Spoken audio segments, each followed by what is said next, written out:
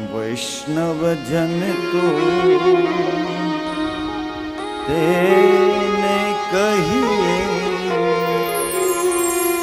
जे पीड़ पराई जाने रे।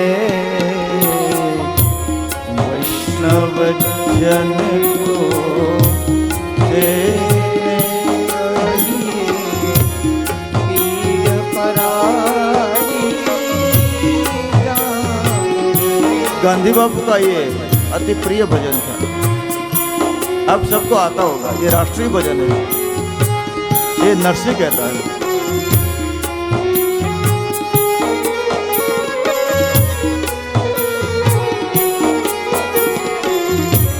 वैष्णव जन तो तेने कही।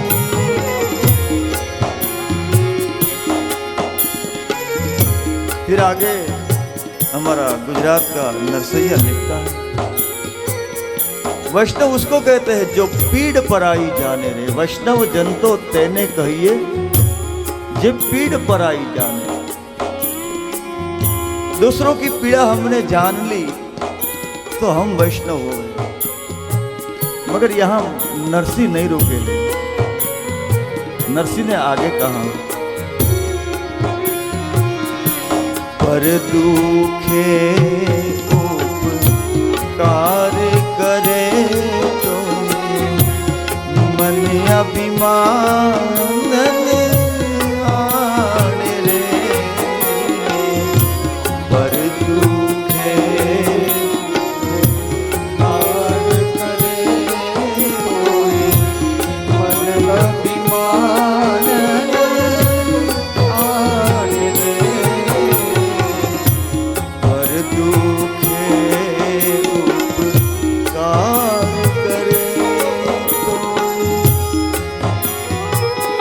आचार्य नरसिंह कहते हैं कि वैष्णव उसको कहा गया जो पीड़ पर आई जाने। दूसरे की पीड़ा जान ले, दूसरे का कष्ट जान ले, उसको वैष्णव। मगर जानने के बाद पर दुखे उपकार करे।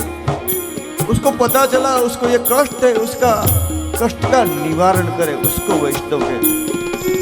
सिर्फ जानना, हम सुबह न्यूज़पेपर पढ़ लेते हैं तो कितने कितने लोग दुखी है हमें पता चल जाता है। तो जानने से क्या होता है? नरसिंह कहता है सिर्फ जानना नहीं है, जानने के बाद उसके दुख का निवारण करना है, उस दुख का उपशमन करना है। मगर यहां भी पूर्ण वैष्णव की व्याख्या संपूर्ण नहीं हुई। नरसिंह के एंगल से कहे तो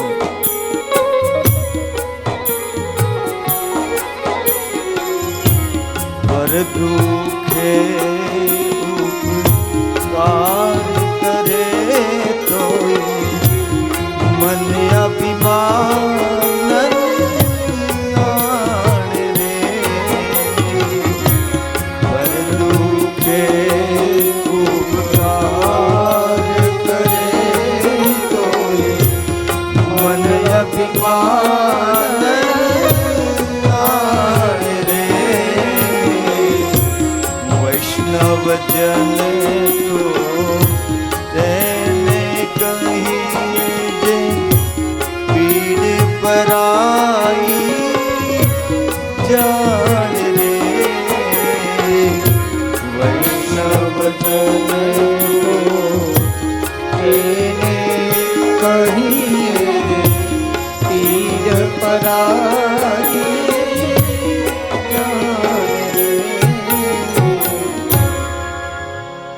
वैष्णव जन तो तेने कहिए जो पीड़ पराई जाने। दूसरों की पीड़ा जानना और जानने के बाद हृदय में दुख होना। किसी की पीड़ा देखकर हमारे हृदय में दुख हो तो समझना कि हम वैष्णव। दुख होगा तो उसका निवारण का यथामति यथाशक्ति हम प्रयास करेंगे। जब तक वेदना संवेदना उत्पन्न नहीं होती है तब तक दूसरों के दुख के प्रति हमें दया नहीं आती। और जान लिया और जानने के बाद पीड़ पराई जाने रे, पर दुखे उपकार करे। उसके दुख का निवारण करने का हम यथामति यथाशक्ति प्रयास करें, हमारी शक्ति और सामर्थ्य के अनुसार। वो प्रयास कर लिया, हमने दूसरों का दुख दूर कर लिया समझो, मगर फिर